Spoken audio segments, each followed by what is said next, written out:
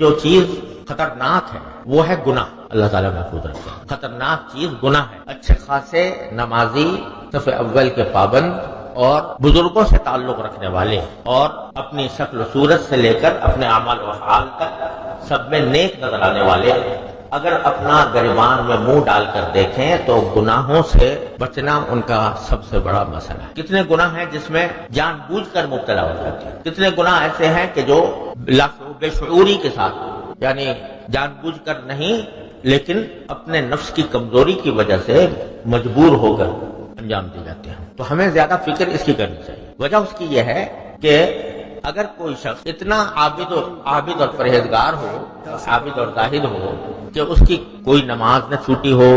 اور وہ گناہوں سے بچ کر رہا ہو، زندگی اس نے گناہوں سے بچ کر گزاری ہو، چاہے نفل نماز ایک بھی نہ پڑھی، تہجد ایک مرتبہ نہ پڑھا ہو، کوئی نفلی نماز نہ پڑھی، کوئی نفلی ذکر نہ کیا، کوئی نفلی تلاوت نہ کی ہو، اور لیکن گناہ سے بچ گیا، زندگی گناہ سے بچ کر گزار دی، انشاءاللہ وہ جنت الفردوس کا مستحق ہوگا. باوجود کہ اس نے کوئی نفلی نماز نہیں پڑھی، کوئی نفلی عمل نہیں کیا، لیکن گناہ سے بچ گیا تو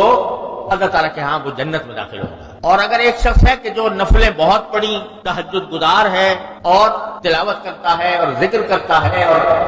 سارے دین کے کام انجام دیتا ہے لیکن گناہوں میں مبتلا ہے، وہ آنکھ کا گناہ ہو، وہ زبان کا گناہ ہو، وہ کان کا گناہ ہو، وہ معاملات کا گناہ ہو، وہ معاشرت کا گناہ ہو، وہ اخلاق کا گناہ ہو، اس میں اگر مبتلا ہے تو باوجود ان ساری نفلوں کے، باوجود ان سارے اذکار کے اور باوجود ان ساری عبادتوں کے